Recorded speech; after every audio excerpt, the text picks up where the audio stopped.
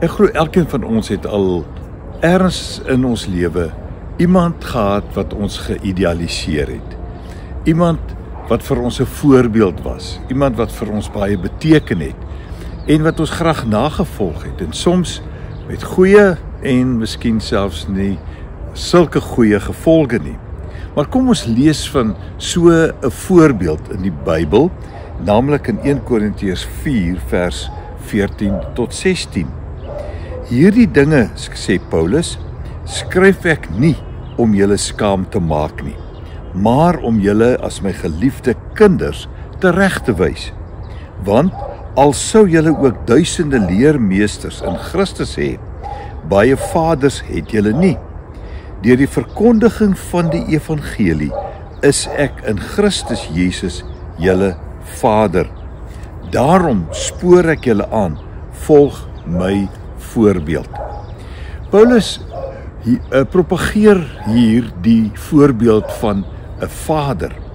En hy noem die vaderskap eintlik op 'n baie eenvoudige manier. Hoe kan ons vir mense 'n vader wees?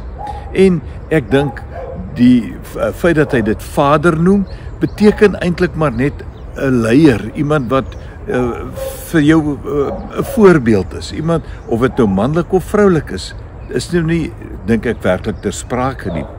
Maar die sleutel vir iemand, om vir iemand 'n voorbeeld te wees, soos wat Paulus dit was, sê, ek is in Christus julle Vader. En die verkondiging van die evangelie. Dit lyk vir my asof hierdie eienskappe, iemand wat die evangelie glo en verkondig en dit in Christus doen, kwalifiseer om 'n voorbeeld te wees. En ons het sulke voorbeelde nodig. En Paulus is duidelik bereid om te sê, maak soos ek.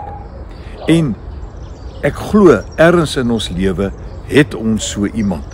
Maar kom ons wees ook bedag daarop dat ek en jy eintlik ook vir iemand 'n voorbeeld moet wees of 'n voorbeeld is. Somstyds 'n voorbeeld om na te volg en somstyds dalk nie. Kom ons lê ons daarop toe om werklik 'n voorbeeld te wees, soos wat Paulus sê, deur die verkondiging van die evangelie. En dit beteken nie prediking nie, maar die evangelie te wees vir iemand anders. En dan is dit meer as 'n leermeester, dit is eintlik 'n vader wat nagevolg kan word. Kom ons doen dit met oortuiging en loop mooi.